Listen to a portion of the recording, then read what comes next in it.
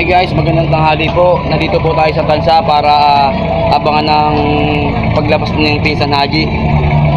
Ito po yung sasakyan niya guys, patungo sa San Bartolome Chapel. Ayan po. Ngayon muna, idadiretso muna po siya ng simbahan para misahan daw. Ayan po yung sasakyan niya guys, patungo sa San Bartolome Chapel. Ayan po yung mga tao, mga nagmamahal po sa kanya guys, mga nakaabang sa labas po ng kalsada. Inaabangan po yung paglabas po ng pinsan ko guys. Ito po guys, sasalubungin po natin yung paglabas po ng pinsan Haji guys. Ito, pupuntahan po natin siya.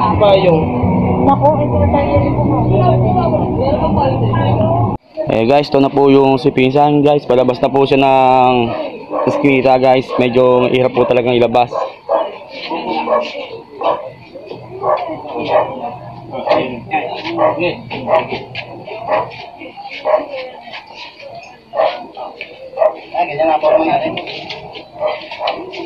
Ayan guys.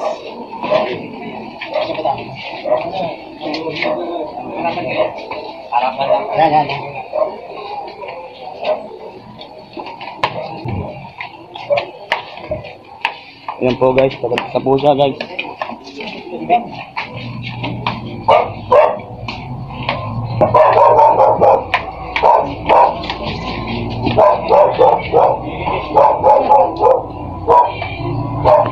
Paalam sa'yo, pinsan.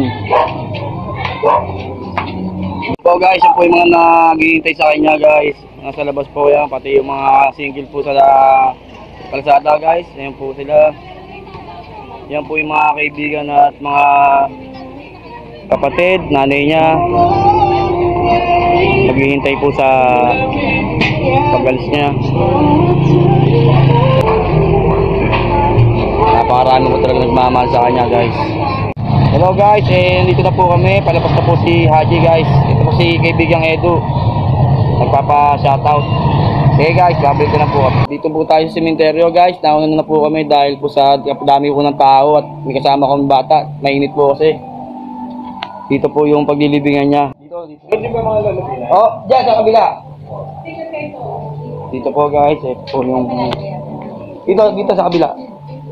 Dito po yung paglilibingan ni pinsan Haji guys. Bali kasama yung tatay ko guys. Ito yung papasukan niya. Yan po guys, yan po yung ito ng tatay ko.